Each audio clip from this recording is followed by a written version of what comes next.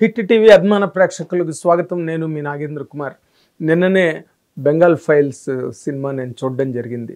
लोग मरते हैं, देश जलता है, खेल चलते रहता है.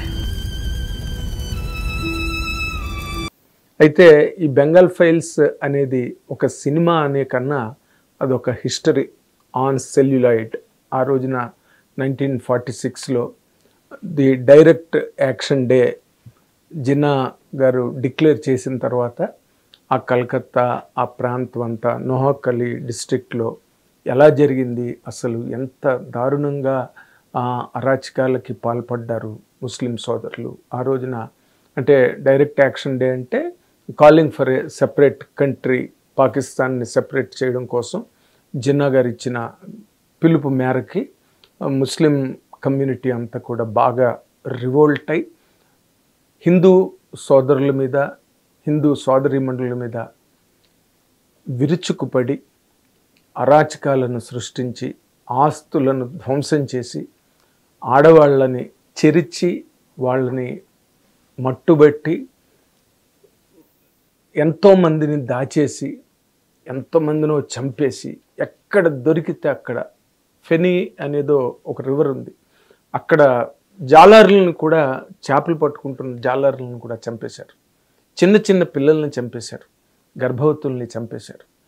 అంటే ఎంత దారుణమైన వాతావరణం అంటే అది ఎంత దారుణంగా జరిగిందంటే దానికి ఒక గొప్ప ఉదాహరణ ఏంటంటే, అంటే సినిమాలో అది చూపించలేదు కానీ గాంధీ గారు లాంటి ఒక శాంతి కాముకుడు, ఏ శాంతి కాముకత్వం వల్ల ఆయనని గాడ్సే హత్య చేసే వరకు వెళ్ళాడో అలాంటి శాంతి కాముకుడు గాంధీ గారు కూడా ఆడవాళ్ళని, మహిళలని, భారతీయ మహిళలను ఉద్దేశించి ఇంతమంది సగానికి సగం హిందువులు ఈ విధమైన ఒక నిస్సహాయ స్థితిలో ప్రాణాలు కోల్పోతూ మానభంగాలకి గురవుతూ ఇలాంటి పరిస్థితుల్లో ఉన్నప్పుడు నిజంగా మనకి స్వాతంత్రం వచ్చినట్టు కాదు, లేదా మనం స్వాతంత్ర్యాన్ని పొందగలిగే అర్హత కూడా మనకు లేదు, అది పొందే అర్హత మనకు లేదని చెప్పి స్త్రీలు కూడా నిస్సహాయతగా అబలలుగా నిలబడ్డం కన్నా ఆయుధాలు చేతపట్టడం మంచిది అని చెప్పి గాంధీ గారే చెప్పినంత రేంజ్లో అక్కడ హింస పెట్టరేగిపోయింది ఆ ఏరియాలో. అలాంటి ఒక అంటే భయానకమైన వాతావరణం, అరాచకంలో హిందువులు ఎంతోమంది చచ్చిపోయారు. అంటే గాంధీ గారు అక్కడికి వెళ్ళి ఆ రైట్స్ జరిగే చోట ఆ ప్లండరింగ్, ఆస్తులు ధ్వంసపోయి ఇళ్ళు తగలబడిపోతే ఆ తగలబడిపోయిన ఇంట్లో ఒక ఇంట్లోనే గాంధీ గారు నివాసం ఏర్పరచుకుని అక్కడ మీటింగులు పెట్టి హిందువులకి ముస్లింలకి మధ్యలో సయోధ్యని ఏర్పాటు చేయాలనే ఒక గొప్ప ప్రయత్నం ఆయన చేస్తే దాన్ని కూడా ముస్లింలు ప్రతిఘటించారు. గాంధీ గారు ఉన్న ప్లేస్ చుట్టూరా కూడా చాలా దుర్గంధభూయిష్టంగా తయారు చేశారు అండ్ బాయ్కట్ చేశారు గాంధీ గారి తాలూకు మీటింగ్స్ని. ఇన్ని జరిగాయి అన్నమాట ఆ ప్రాంతంలో ఆ టైంలో. అవన్నీ కూడా బెంగాల్ ఫైల్స్ సినిమాలో చాలా, అంటే ఎంత ఎస్కలేటెడ్ వైలెన్స్ అక్కడ జరిగిందో, ఎంత దారుణమైన హింసావాదం అక్కడ చెలరేగిందో అంతే భయానకంగా సినిమాని వివేక్ అగ్నిహోత్రి చిత్రీకరించడం, మన నిర్మాత, మన తెలుగు నిర్మాత, ప్రతిష్టాత్మకమైన సినిమాలు తీసిన అభిషేక్ అగర్వాల్ గారి నిర్మాత అవడం, వాళ్ళిద్దరు గట్స్కి, వాళ్ళిద్దరికి, వాళ్ళ ధైర్యానికి, నిజంగా వాళ్ళ కరేజ్కి హ్యాట్స్ ఆఫ్ చెప్పాలి మనం అందరం కూడా. ఎందుకంటే అందుకే ఈ సినిమాని అసలు ట్రైలర్ని కూడా స్క్రీన్ చేయకుండా దాన్ని కూడా అడ్డుకుంది అక్కడ బెంగాల్ ప్రభుత్వం, ఆపేసింది ఆవిడ మమతా కులకర్ణి గారు. చాలా తర్వాత మళ్ళీ ఏదో వాళ్ళు తెచ్చుకుని పర్మిషన్లు తెచ్చుకుని మళ్ళీ ప్రదర్శించారు, అది వేరే విషయం అనుకోండి. బట్ అభిషేక్ అగర్వాల్ గారు తీవ్రమైన ప్రతిఘటనను ఎదుర్కొన్నారు మమతా బెనర్జీ దగ్గర నుంచి. ఈయన చాలా కేసులు కూడా ఆయన మీద పెట్టడం జరిగింది. ఆ కేసులు కూడా ఇప్పుడు కోర్టులో ఇంకా ట్రయల్లో ఉన్నాయి ఆ కేసులు. వాటన్నిటినీ కూడా అభిషేక్ అగర్వాల్ గారు చాలా ధైర్యంగా ఎదుర్కొని వాటితో పోరాడుతూ ఏమాత్రం తను లొంగకుండా, ఎక్కడ రాజీ పడకుండా ముందుకెళ్తున్న ఈ ప్రయాణంలో ఈ బెంగాల్ ఫైల్స్ అన్న సినిమా వచ్చింది. ఈ బెంగాల్ ఫైల్స్ సినిమాకు ముందు వివేక్ అగ్నిహోత్రి తాష్కంట్ ఫైల్స్ అని, తర్వాత కాశ్మీర్ ఫైల్స్ అని, ఇప్పుడు బెంగాల్ ఫైల్స్ అని చేయడం జరిగింది. బెంగాల్ ఫైల్స్ అన్నది అంటే ఆ వాతావరణాన్ని చదువుకున్న వాళ్ళు చాలామంది మేధావులు విజ్ఞానవంతులు అందరూ చదువుకున్నారు పుస్తకాల్లో. కానీ చాలామందికి అక్కడ ఏం జరిగిందో అంటే మన సౌత్ ఇండియాకి ముఖ్యంగా మన తెలుగు రాష్ట్రాలకి, ఇప్పుడు తెలుగు రాష్ట్రాలు కానీ మన కంబైన్ ఆంధ్రప్రదేశ్గా ఉన్న రోజుల్లో కూడా మనకు అంత వైలెన్స్ మనం ఎప్పుడు చూడలేదు. పంజాబు ఆ ప్రాంతాల్లో ఎక్కువగా వైలెన్సు చాలా దారుణంగా హిందువులు బలైపోయారు. అక్కడ ముస్లింల తాలూకా ఆగడాలు కనండి, దురాక్రమణలు కనండి, ఏవైనా సరే వాటన్నిటినీ కూడా ఈ సినిమాలో వివేక్ అగ్నిహోత్రి నేను దేని తర్వాత ఏం చేశారు, ఎలా చేశారు అనే దానికన్నా ఒరిజినల్గా బెంగాల్ ఫైల్స్ కంటెంట్ ఏంటన్నది మీకు నేను చెప్తున్నాను అనమాట. ఇది ప్రతి భారతీయుడు, ప్రతి హిందూ చూడాల్సిన అవసరం ఎంతైనా ఉంది.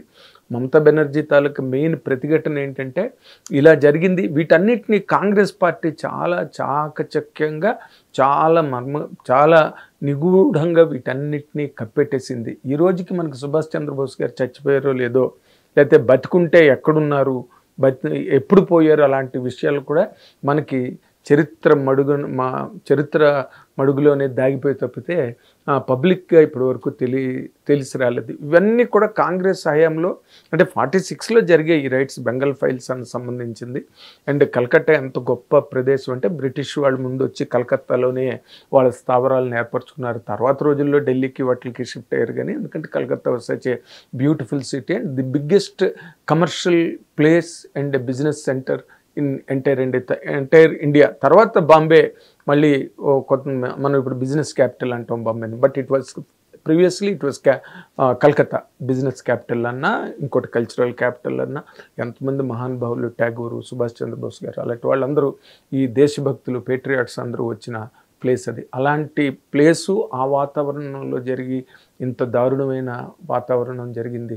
అండ్ గాంధీ గారు పక్కన ఇలా మాట్లాడుతూనే ఇంకో పక్కన ఎవరో వచ్చి ఇలా జరిగింది, ఇలా ఆడవాళ్ళందరినీ కూడా దారుణంగా వాళ్ళని అవమానం చేసి, వాళ్ళని పూర్తిగా వాళ్ళ శీలాలను అపహరించి వాళ్ళ ప్రాణాలను కూడా బలిగొంటున్నారు ఇంతమంది, ఇన్ని వందలాది మంది ఆడవాళ్ళు అని చెప్తే కూడా ఆయన శాంతిగానే మనం పరిష్కరించుకోవాలి, శాంతి శాంతి శాంతి అన్న మాట అంటూనే మళ్ళీ అలా ఉండిపోకూడదు, ఆడవాళ్ళు అబలలుగా ఆయుధాలకి అలవాటు పడాలన్న మాట కూడా గాంధీ గారు అన్నంత దారుణంగా జరిగింది అక్కడ అని చెప్పడానికి ఈ మాట నేను చెప్తున్నా. అంటే అందుకే ఆయన శాంతి శాంతి శాంతి అంటే అప్పుడు గాంధీ గారిని గాడ్సే గారు ఎందుకు చంపేశాడంటే హిందూయిజంలో శాంతి కాముకత్వం, లేదా శాంతి గుణం, లేదా పరమత సహనం ఇవన్నీ కూడా హిందువుల తాలూకా బలహీనతగా చిత్రీకరించబడుతున్నాయి. అందుకే హిందువుల మీద ఇతరులు వచ్చి దాడులు చేయడానికి వాళ్ళకి నైతికంగా బలం లభిస్తుందనే ఒకే ఒక్క కారణానికి తట్టుకోలేక పట్టరాని ఆగ్రహంతో గాడ్సే గాంధీ గారిని హత్య చేయడం జరిగింది. ఇదంతా చరిత్ర, మొదట్లో తెలియదు మనకి. గాంధీ గారు, నెహ్రూ గారు, గాంధీ గారి వల్ల జరిగిన నష్టం ఏంటి దేశానికి అన్నది చాలామంది వాటిని విపులీకరించి ఎక్స్ప్లెయిన్ చేసి దానిలో ఉండే రీసెర్చ్ మెటీరియల్ని ఈ దేశంలో వందలాది పుస్తకాలు వచ్చే వాటి మీద. గాంధీ గారు great man, there is no doubt about it.